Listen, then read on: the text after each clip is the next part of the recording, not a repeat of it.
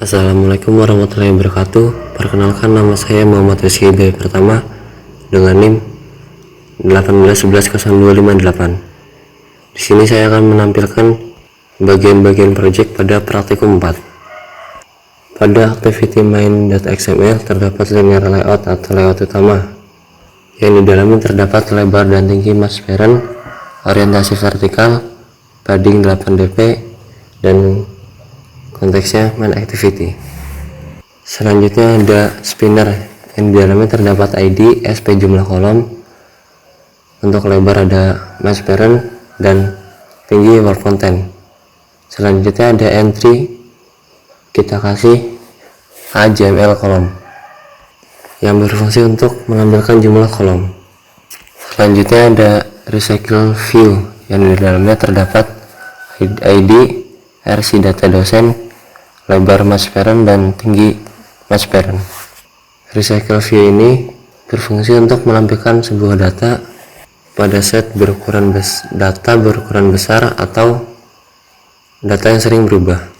Selanjutnya kita masuk ke list data dosen.xml, yang di dalamnya terdapat relative layout yang berfungsi untuk menampilkan satu baris data.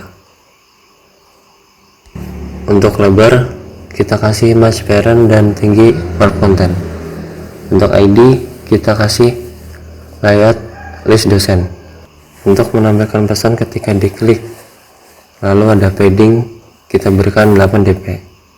Selanjutnya untuk image view kita berikan ID image view foto. Untuk lebar dan tinggi kita kasih 80 dp, dan untuk search compact kita bisa kasih gambar sesuai selera.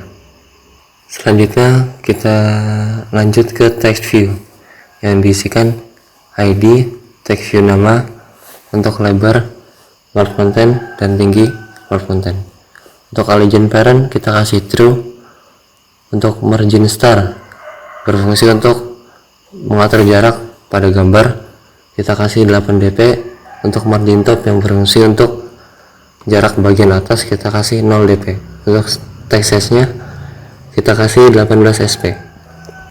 Untuk to and off kita isikan image view foto yang berfungsi untuk mengatur jarak pada gambar, dan untuk teks kita bisa isikan sesuai selera atau nama kalian sendiri. Untuk to rect off itu kita isikan sama seperti to and off. Untuk margin left kita isi 8 dp. Untuk text view selanjutnya sama seperti di bagian atas, cuma yang dibedakan pada ID nya saja. Selanjutnya kita masuk ke build Gradle yang berfungsi untuk library, recycle view, dan glide. Untuk glide berfungsi untuk meluat pada sebuah data. Selanjutnya kita masuk ke list adapter dosen, yang diisikan kelas list dosen adapter recycle view. Untuk di dalamnya kita bisa masukkan private context yang diisikan array string mfoto, yang berfungsikan untuk membuat variabel baru agar dapat menampilkan foto, nama, alamat, dan email. Pada list dosen terdapat konteks mfoto, nama, alamat, dan email. Selanjutnya ada onRide, yang terdapat view untuk layout in Flutter untuk memanggil list data dosen. Pada myHolder digunakan untuk membuat objek view holder. Kemudian untuk onBeam view holder terdapat bagian kode untuk menampilkan foto, nama, alamat, email. Lalu pada bagian layout list dosen berfungsi untuk menampilkan pada nama ketika dosen diklik. Selanjutnya ada get item count yang berfungsi untuk menampilkan jumlah data yang akan ditampilkan pada recycle view, yang jumlahnya kita ketahui dari nama. Selanjutnya pada bagian kelas myHolder extend recycle view. Untuk image view untuk memanggil foto, untuk text view, untuk memanggil nama, alamat, dan email. Relative layout untuk memanggil layout list dosen. Untuk public my holder berfungsi untuk memanggil ID yang berada di list data dosen. Kita masuk ke main activity.java. Untuk public class main activity kita bisa isikan array list, string m foto, m nama, m email, dan m alamat yang berfungsi untuk menambahkan data baru. Recycle view untuk menampilkan data recycle view. Untuk spinner menampilkan sp jumlah kolom. Untuk onRead kita bisa isikan m view, m nama, m email, dan m alamat yang berfungsi untuk menampilkan sebuah data. Selanjutnya ada recycle view yang berfungsi untuk memanggil ID RC data dosen. Lalu ada list dosen adapter yang digunakan untuk menampilkan data foto, nama, alamat, email. Selanjutnya ada recycle view set adapter untuk menampilkan dari adapter. Selanjutnya ada recycle view set layout manager berfungsi untuk menampilkan item. Selanjutnya ada sp jumlah kolom yang berfungsi untuk memanggil ID spinner yang ada di layout. Pada sp jumlah kolom set on item selected listener yang di dalamnya terdapat on item selected yang berfungsi untuk jika yang dipilih adalah satu maka akan menampilkan satu kolom, dan seterusnya. Selanjutnya pada bagian on configuration change untuk mengecek konfigurasi. Jika orientasinya portrait maka akan menampilkan satu kolom, dan jika orientasinya landscape akan menampilkan dua kolom. Selanjutnya masuk ke read manifest.sml. Ada bagian config change yang diisikan orientation yang berfungsi untuk menampilkan bagian dari horizontal ke vertikal. Jika kita memanggil data dari internet, jangan lupa kita berikan unread permission internet.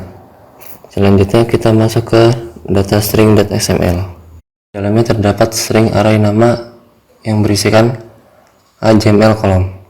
Kemudian ada item, silakan pilih jumlah kolom. Lalu ada item 1, item 2, item 3. Lalu kita coba jalankan programnya. Dan hasilnya akan seperti ini. Kita coba klik bagian data dosen, maka akan menampilkan nama dosen yang akan diklik. Kemudian kita coba pilih kolom kedua, maka akan menampilkan dua kolom. Dan jika kita pilih 3, maka akan menampilkan 3 kolom. Kita coba miringkan, maka hasilnya seperti ini. Selanjutnya untuk web view. Pada file activity main.xml terdapat web view yang berfungsi untuk menampilkan web.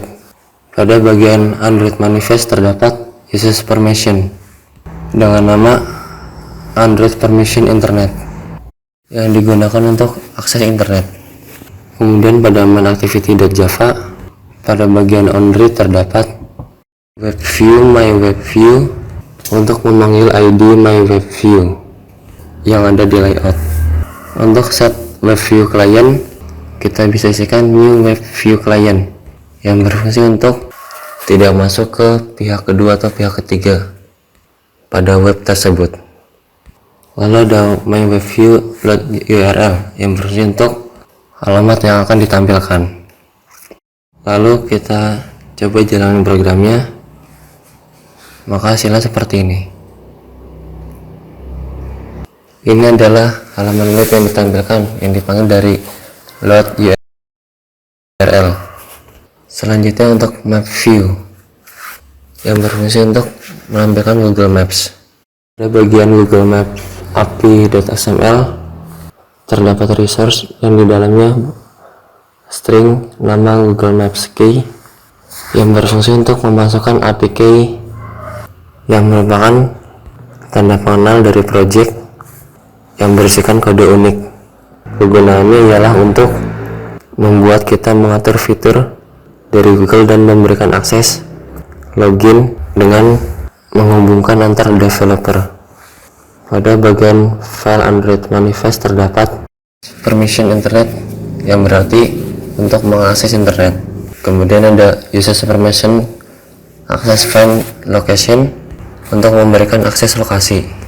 Kemudian pada bagian maps activity.java, pada bagian method override yang di dalamnya ada onMapReady, di dalamnya ada mmap Google Map, kode alamat yang kita tentukan. Mungkin itu saja yang dapat saya jelaskan.